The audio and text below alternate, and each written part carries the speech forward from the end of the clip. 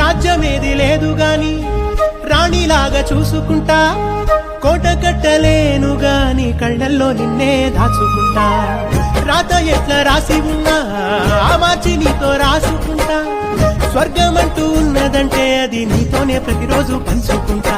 నిన్ను గన్న మీ నాన్న కన్నా అల్లారు ముద్దుగా సాగుకుంటా. నీకు కోపం వస్తే కొంత దూరం ఉంటా, నువ్వు గీత గీస్తే నేను దాటనంట.